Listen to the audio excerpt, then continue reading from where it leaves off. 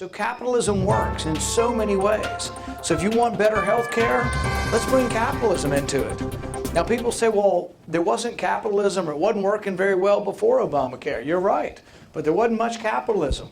The only time you really have capitalism in healthcare is when you actually pay. When you go to the doctor and you pay something, you say, well, I don't want to pay. I want my insurance to pay. Well, if your insurance gets between you and your doctor, or if your government gets between you and your doctor, you're going to pay more. Why? Because if you don't care how much it costs, because somebody else is paying, and the doctor doesn't care about how much it costs, guess what? The prices are going to go up. If you have Medicare and you come to me for cataract surgery, I never think about the price. And neither do you. You have certain deductibles you meet, but once you've met those, and I charge the same as everyone.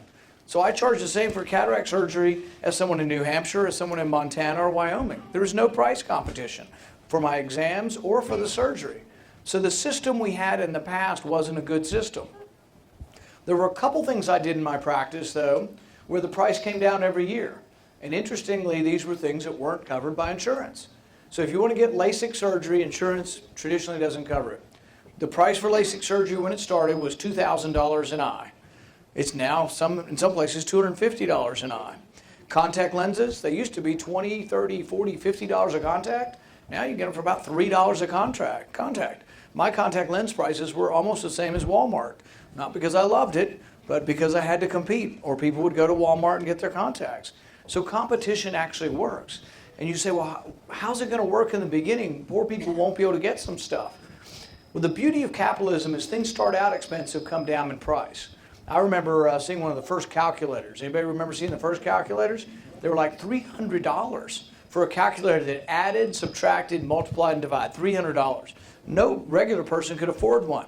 Now you know what? They give them away for free. You can go to a real estate office and they'll hand you a calculator just to say hello and put their name on the back of the calculator for free. There's an economist by the name of Joseph Schumpeter, and he put it this way. He said that the miracle of capitalism is not that we can provide silk stockings for queens, but that we ultimately can provide silk stockings for factory girls. That's kind of an old-fashioned sort of story because we don't have silk stockings or factory girls anymore.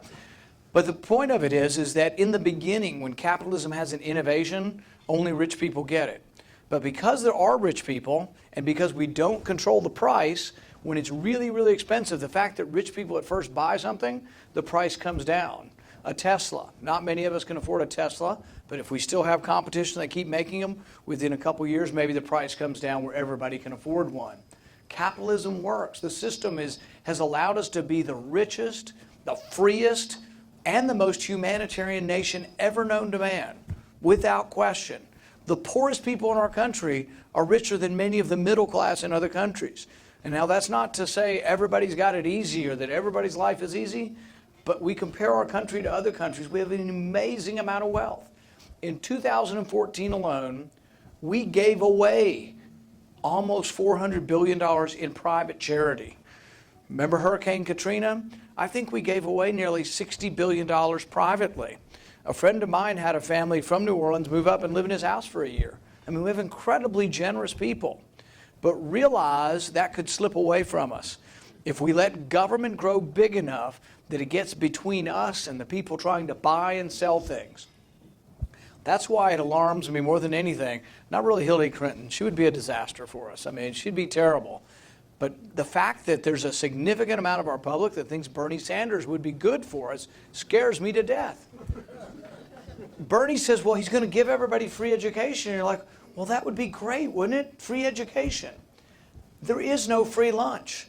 There is nothing that is truly free. If someone offers you something for free, realize who are the only people in society that get something for nothing? Thieves. When you steal something is the only way you get something for nothing. When someone offers you a free education, ask them, no, tell me the truth. Tell me the truth. Who's really going to pay for it? Somebody's got to pay. The education will not be free. The professors will be paid. The buildings will be built. There will be electricity. There will be heat. There is an expense. Somebody will pay for your education. Maybe it's going to be a plumber or a carpenter. Somebody who didn't go to college probably will be. Or maybe it's going to be a couple that doesn't have kids. Or maybe you are going to pay for it. Well, no, Bernie says it's going to be free. Well, maybe we print up money We have a Federal Reserve and we print up money and we give everybody money so they can pay for education. Well, what happens? The value of the dollar then shrinks. In fact, over the last 100 years, 96% of the value of the dollar is gone. So what happens when the value of the dollar shrinks? Your prices go up. So if gas costs more and food costs more, who do you think gets hurt the worst, the rich or the poor? Well, the poor. I mean, if you don't have much extra money, if you make $20,000, $30,000 a year and you got a couple of kids, it's hard when prices go up. If you make $100,000 a year or $200,000 a year, when the prices rise, you don't notice it so much. So when people like Bernie say, oh, well, socialism's going to be good and we're going to give you free stuff, realize that the people who are getting hurt the worst are actually the people they're trying to help. Same with Obamacare. It's supposed to help poor people. Well, guess what? The price of insurance has gone up dramatically under Obamacare for those who pay for it. You say, well, I don't have to pay for it. I'm getting it for free. I'm one of the subsidized people. It isn't free. Somebody is paying for it. And as a consequence, the question is, do we also lose our choices? The main reason I oppose Obamacare and the main reason I oppose Bernie Sanders and everything he represents is that he wants to take away my choices. And he says, well, I'm not really for like Stalin-esque kind of socialism. He says, I'm for democratic socialism. Sounds better, right? Socialism. The thing is, if government takes away your choice to make something and sell it to somebody voluntarily, whether they do that through a majority vote or whether an authoritarian comes and does it with a club, it ends up being the same. I mean, if a majority can vote to take away your rights, is it any better because a majority did it than one individual did it? It may seem a little kinder and gentler, but if the majority says, well, we should have segregation again, or we should have slavery again, or we shouldn't have the Second Amendment, or we shouldn't have the First Amendment, but a majority says it, would that make it any better? See, some of us believe that your rights pre-exist government, that your rights come, as I believe, from your Creator, and that government was instituted among men not to give you rights, not to give you free shoes or clothes or health care or water, but to protect your rights that are naturally yours. You see, the Constitution wasn't written to give you stuff. It wasn't written to restrain you and tell you what to do. The Constitution was to tell your government what they can and can't do. It was to limit and restrict your government. It's what Patrick Henry said. He said the Constitution wasn't about restraining the people. It was about restraining the government and making sure government didn't get too large. This is also what worries me about Donald Trump. Because what does he say? He tells you he's really smart. And if you ever ask him a question, he just points to his temple, and that's how he's going to figure it out. But the thing is the implication is that he is so rich, therefore he must be smart, and I'm not sure about the logic of that, but he is so rich that he must be very smart, but as a consequence, he will fix problems, and he is strong, and he is courageous, but the implication is you have to give him something. What are we going to have to give him so he can fix us, so we can fix the country and make it great again? He wants power. And so the thing is most of us, or many of us who are in the liberty movement, we're part of a movement that didn't just start yesterday. We're part of a movement that started probably at Runnymede in 1215 with the Magna Carta, with the barons coming together and saying to the king, we are going to restrict the power of the king. This is a movement of limited government that carried on, and when we separated from England, we kept that tradition, but we went one step further and said, we now no longer want a king. And then we said, well, you know what, we're going to have an executive, we're going to have a president, but we're going to put all of these bindings on the president. Jefferson referred to as the chains of the Constitution, because what we were going to do is make the power of the presidency confined by the Constitution. And this is a big deal, and this is one of the arguments that I think separates me from all of the other Republicans, but also from all the Democrats as well, is that the executive power is supposed to be narrowly confined by the Constitution. So when our founding fathers wrote the Constitution, they were very concerned about war, because we've been at war forever in Europe. One cousin fighting another cousin, fathers fighting sons, brothers fighting each other, brothers fighting uncles.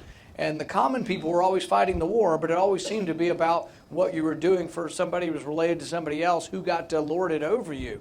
So we wrote the Constitution to restrict the power of the executive. And we said, and this is what Madison said that the Constitution supposes what history demonstrates, that the executive is most prone to war. Therefore, we gave the power to initiate war to the legislature. We divided it up among 535 people. Back then there were fewer, but now we have 100 senators and 435 congressmen. They have the power to initiate war. This is a big deal because our founding fathers didn't want us to always be at war. We've now been at war for 15 years. And when you ask them what is the justification for the current war, they will tell you, well, your representatives voted in 2001 for war. Well, we did, not me, but the people who were there did vote, and actually I would have supported it because we were attacked. I would have voted to go into Afghanistan to stop, punish, repel, and prevent the people from ever attacking us again. But that resolution that Congress voted on has nothing to do with the present. These aren't the people who attacked us on 9/11. In fact, the people in Iraq were never the people who attacked us on 9/11. But they're using the justification of a vote from 2001 to say that is the authorization that has been given to the president for war.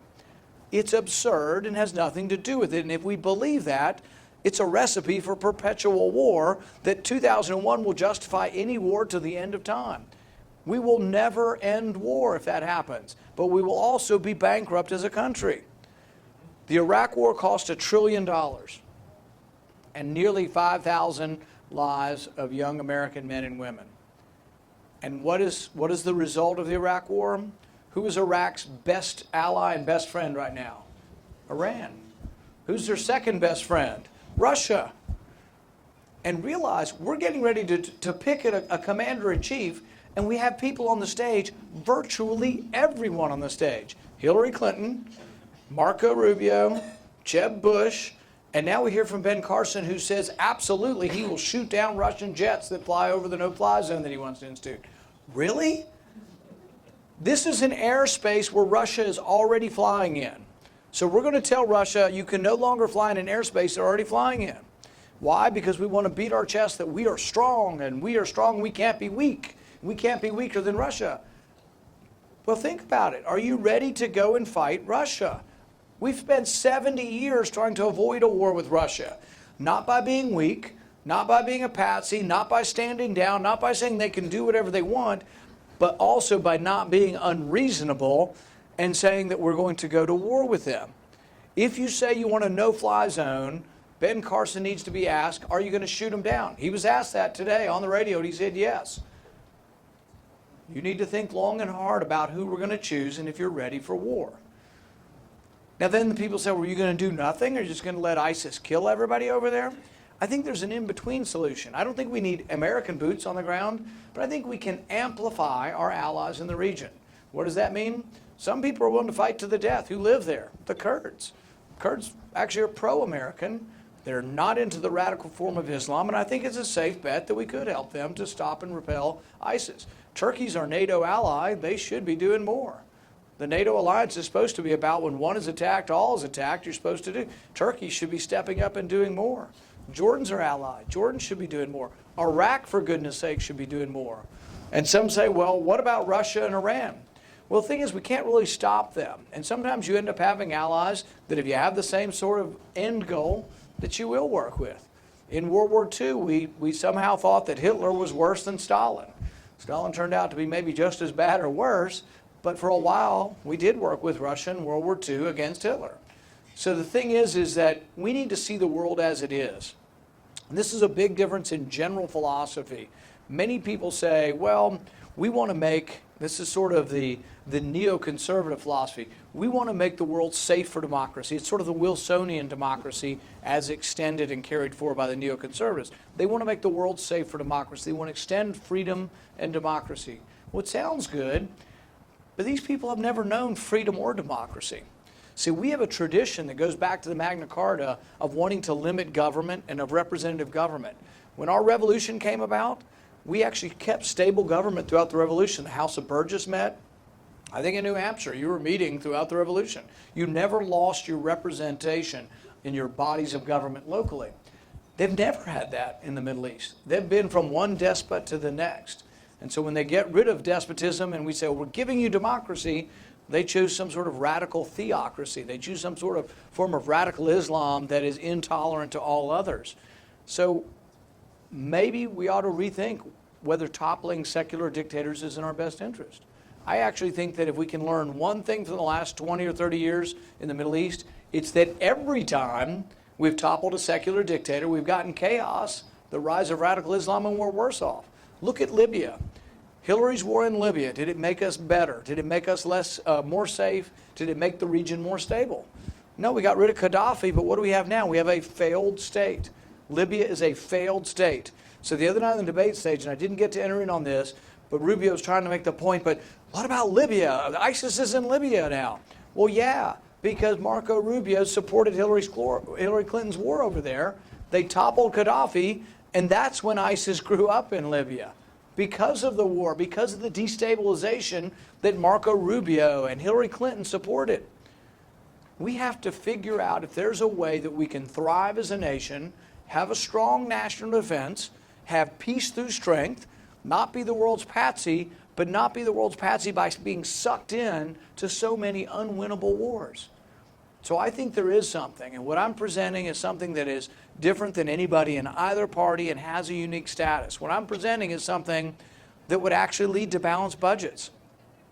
This is what I asked Marco the other night. He wants $1 trillion in new spending.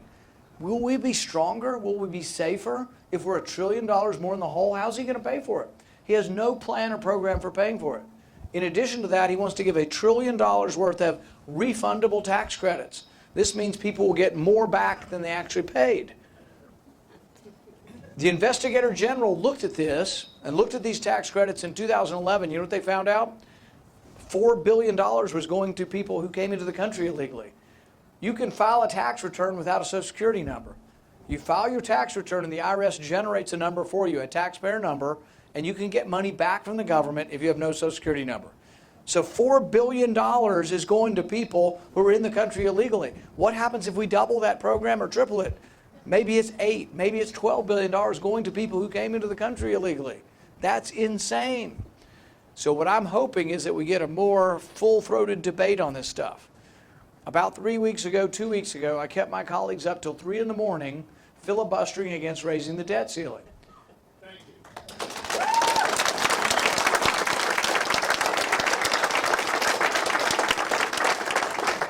But what disappoints me is that it's my party and the Democrat Party. It isn't just the Democrats doing this to us. It's both parties. Why? Because members of my party want more money for military, regardless of how much debt it costs, and then the left wants more money for welfare. But you know what happens?